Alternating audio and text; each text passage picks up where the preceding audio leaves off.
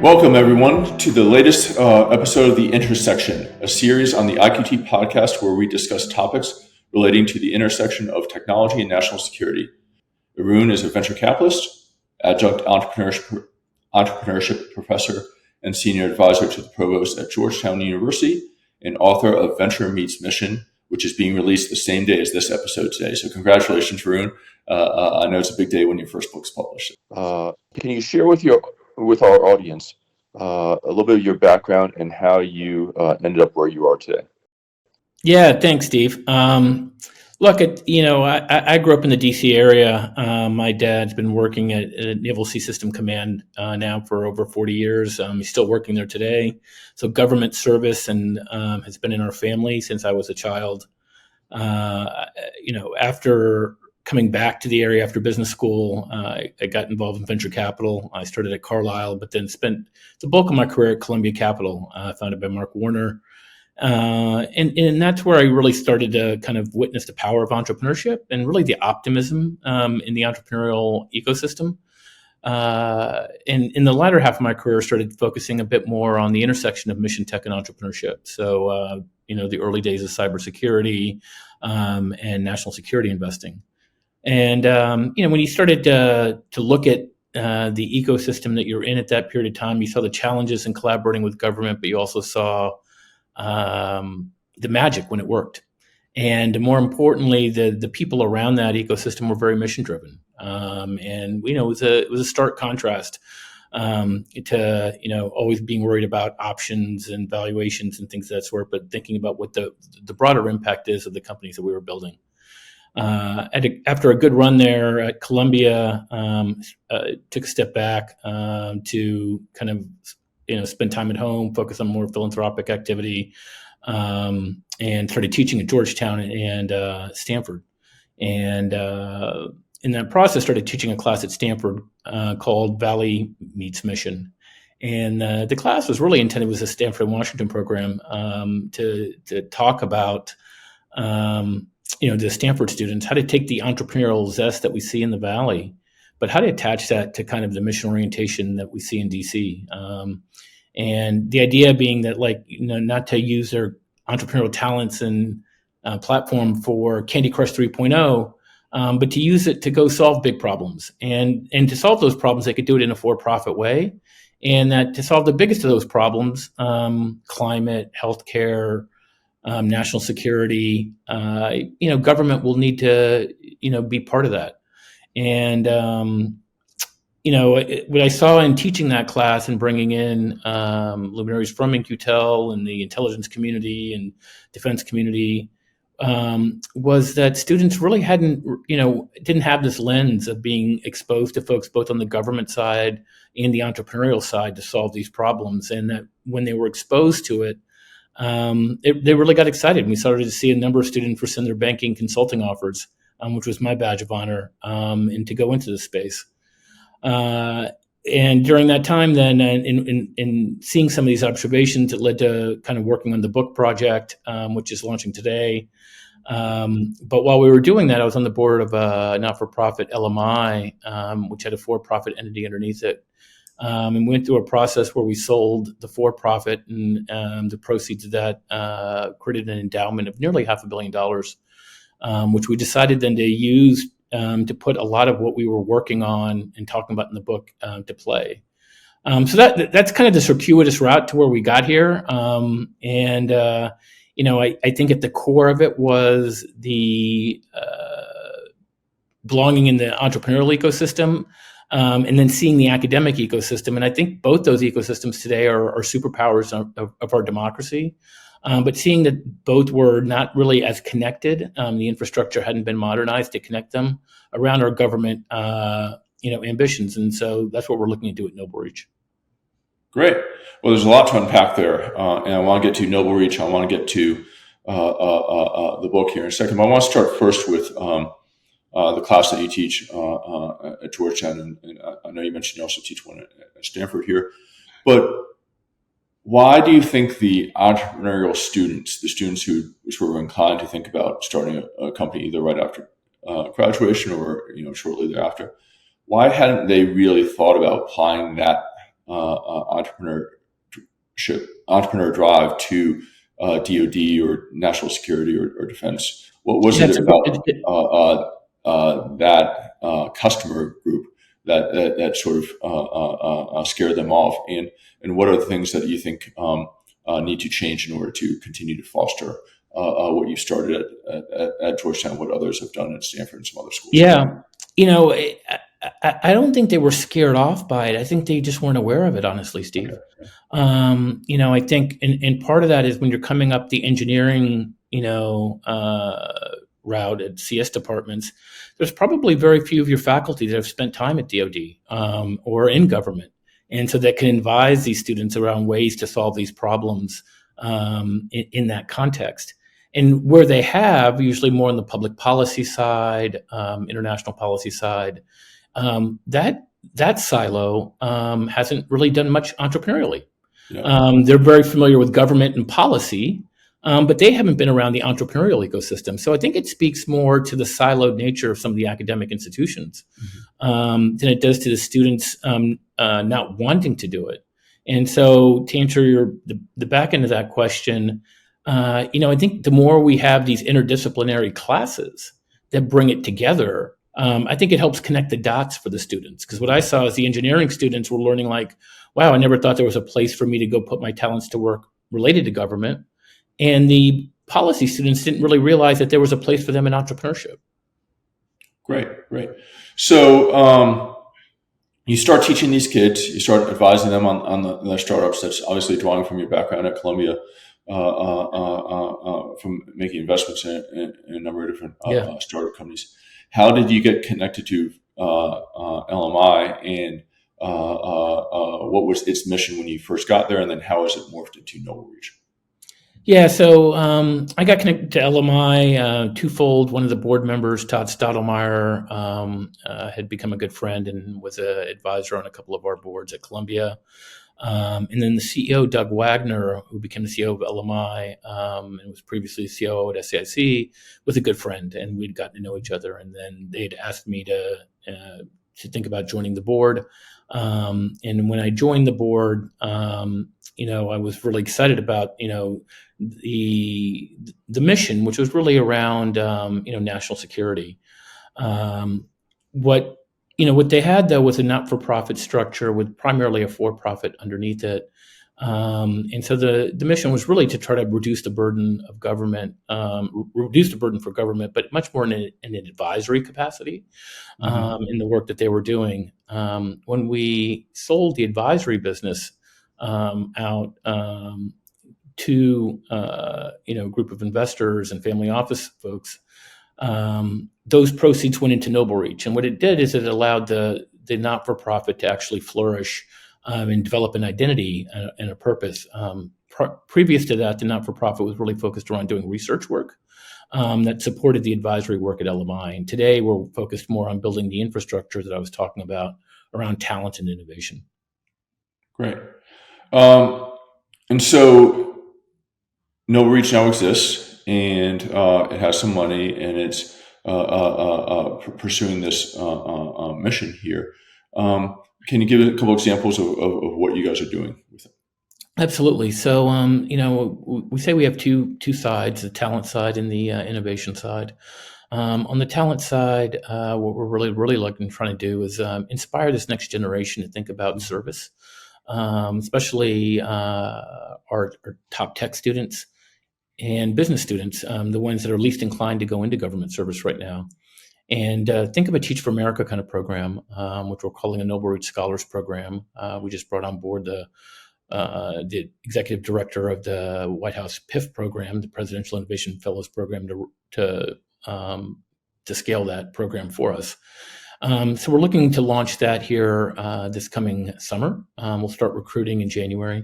And what we're looking to do is bring in students with AI, cyber, materials, bio, space expertise, place them in government for 1 or 2 year rotations, and then work with them after that to pull them into other opportunities down the line, but make it more prestigious to think about starting your career in government.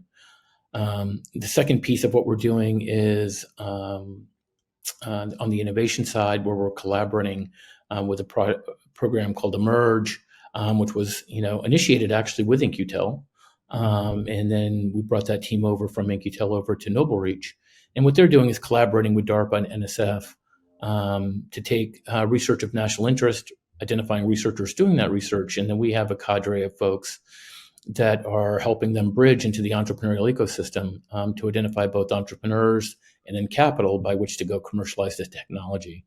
And to date, we've done about 70 of those ventures, and those ventures have gone on and raised over $1.2 billion of capital, and we've had about $300 million of exits. Fantastic. So one of the reasons why I was excited to have you on board here on the podcast, I should say, is we talk a lot about helping companies sell product into government. That's one version of the intersection of national security and technology. But you're very focused on the human talent aspect of it as well. I don't think our listeners have heard as much about that. But really, I think what you're trying to drive is this infusion of talent that traditionally hasn't been interested in joining DoD or joining the U.S. government, and particularly with backgrounds of technical or business, to help DoD, I think, complete the transition that we've talked about on this podcast before, of moving from sort of being reliant on a small number of captive large contractors who build custom-built solutions, but really helping DoD and the intel community leverage the best emerging technology that exists here in the United States. So tell me, how does changing the talent pool in these organizations help with that mission? Yeah, no, it's a great question, Steve, and one of the stats we come across in the book, and from Max Dyer and Partnership of Public Service, is that less than 7% of our tech workforce in government today is under the age of 30. And we have nearly 4 times as many over the age of 60. And in a world where we're increasingly competing, as you've talked about in your podcast, around emerging technology, we're somewhat upside down. I mean, the average age of Google is probably mid-30s. And so we need to bring in talent that is more conversant with these emerging technologies. So just making connections to government with folks building products and talent just isn't sufficient enough. Because if we don't have the talent pool inside to receive that technology and understand how to use it and how to implement it, we're no better off.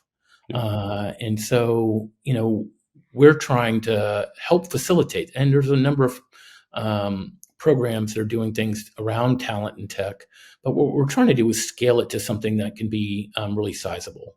And we think that's what's lacking right now, is a scalable program. And part of our theory on the case, and Jason Mattini, was helpful in helping us think about this, was, having a not-for-profit sit outside of government that can help coordinate talent for government, so that we can try to get some economies of scale across agencies, across campuses, right? Right now we have, all these college campuses with great tech talent, but none of the agencies are showing up there to recruit.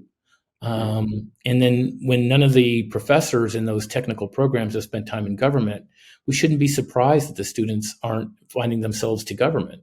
I don't think it's that our theory on the case is this isn't about students not wanting to do this kind of work. It's about them not being able to find it in an easy way. And the bet we're making is if we can help modernize and play a role in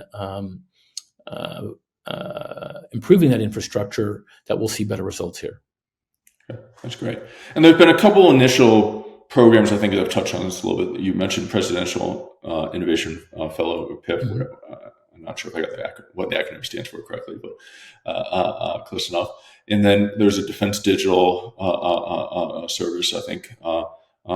But my sense is those were sort of small, boutique, sort of targeted programs. And what you're really talking about is a program at scale that's never really been done before. Is that fair?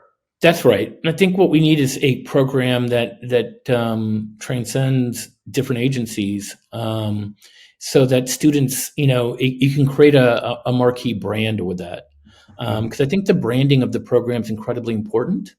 It needs to be viewed, again, much like Teach for America is viewed, as something that is, prestigious to be part of, to be selected for, and that you're part of a community that you can then, as you begin your journey of 25, 30 years of your career, these are your, peeps that you have a shared experience with, that helps rebuild the trust across these sectors. I think the community aspect of that is incredibly important. And that's where scale comes in. And that's what we're hoping to help catalyze. So one of the challenges that I've encountered as I've talked to people in some of these agencies or in DoD about, talent pool and how to change the talent mix that they have in their organization is there's a little bit stuck in their mindset of we hire an employee when they're 22 and they stay here until they're 55 and then they retire, right? And with full pension and benefits and, and they go up, GSA levels every couple of years and that sort of stuff. And I think what you're talking about or envisioning is a change in that paradigm where there's a lot more movement in and out, right? That people maybe start in government and then move to the private sector, and they bring to the private sector some knowledge and awareness of government that maybe doesn't exist. Or you get people that maybe have started their careers in the private sector, gotten some of that perspective, and then come and join government for some number of years and then go back. But a lot more moving back and forth. First, am I understanding that correctly? And second, how do you sort of change the culture of these organizations to accept that? Steve, you do understand that correctly. And, what we try to say, government sells careers, but the students are buying experiences. Yeah. The government sells jobs, but the students are buying mission. And we believe that if you can sell mission-oriented experiences, students will buy that all day long. Yeah. And so, as far as culture goes, we're starting to see pockets of this already happening. I'll call out Sissa and Jen Easterly in the work that she's doing there. Very forward thinking around, I want people to come here for 2 or 3 years and then go back into the private sector. And the notion of them being forward deployed Sissa folks. And that when they end up at a big tech company or, a big financial institution or private sector, that's how we rebuild trust of how we collaborate. And so, what we're seeing is that, some of this is starting to happen. That's how we're prioritizing who we collaborate with. It really comes down to leadership. Which agencies are really starting to have leaders that are thinking this way. And I think the heartwarming piece has been more agencies are starting to think this way. Now, that doesn't mean all of government is, but you have enough pockets that are. And then, what our hope is that we can start to show success. And then as you start to see that success, other agencies will want to follow suit. But I don't think we have a choice. Is the other issue. Like, I don't think we can just keep doing what we're doing. And I think that's where we'll also start to see a generational culture change take place inside of government for those people that have been there and are making these decisions. Okay. So with all that background, what prompted you to write the book, and tell me a little bit about the book? Yeah. Look, I never really was considered myself to be an aspiring author. Really, the inspiration around the book came from sharing the observations from my class with my co-author, Jerry George, who was, dean of Georgetown, and talking about this sense of I could palpably feel students looking for mission. Mm-hmm. I could palpably feel like post-COVID, post-Ukraine, there's just a desire to want to do things. But, they're lacking exposure. Right. And I think it was a lot of those observations. It was the observation as well, Steve, that when you would bring in folks like a Mike Morrell or a Chris Darby or Jason Mattini, sometimes they were met, as hostile actors until they were actually, the students had the opportunity to spend an hour and a half talking to them. And you realize that there was a humanization of government that needed to happen. Right. Mm-hmm. And how do you do that at scale? And likewise, on the entrepreneurial side, there's a purity test of if you're making money, you're not doing good work. and getting exposed to some of these entrepreneurs that were doing and leading very sizable companies, but having students realize that they were following mission. Actually, the money followed the mission, not the other way around. Yeah. And so I think in the effort to want to see how do you scale this from like just having your one class get exposed to this, was the impetus about like, hey, maybe we try a book, at some way to get these stories out there. The great work that InQtel does, right? Like, how do you get that story out there? Like, why don't we have more of this? And there was a feeling of like, there's enough positive stories of people playing in this space. So it's not about reinventing or coming up with a new way of doing it, but elevating those stories to a level of saying like, how do we make this the norm, not the anomaly? And that was really the impetus of the book. And look, I'll be honest, it was a pretty vulnerable process. It was, filled with a bit of imposter syndrome. But you really value the friendships of and institutions of like yours that really wanted to engage in it, right? And it's just why we profile the great work you guys do, because I think it's important. And look, I've got 2 boys in college right now, an 8th grade daughter. And look, I say to my students, like, this is the place I would be spending the next couple of decades of my life, like doing entrepreneurial work around this purposeful area around mission. And it could be national security, it could be climate, it could be food security, but there's so much to do there. Yeah. And that's the optimism I feel when I'm around those 2 areas, around entrepreneurs and I'm around students. And that's the optimism we were hoping to try to, lead with in the book. And it's, I think, what makes this country great. And I firmly believe that. I think it's great. I think, to your point, this younger generation is looking for a mission to attach themselves to. And there's a lot of talk in the venture capital community about, mission investing as it relates to climate change or healthcare or advanced energy. And what I've been, evangelizing for a while now, and I think you have as well, and some others, is that there's another mission out there, which is the mission of national security. And I think it's great to attach yourself to that as well. And it's one that I think the younger generation, when they get exposed to, get excited about it and get interested in it for a whole variety of reasons. But for other reasons, it's not something that they naturally get exposed to at colleges. And so I think efforts like yours have been great at expanding their viewpoints.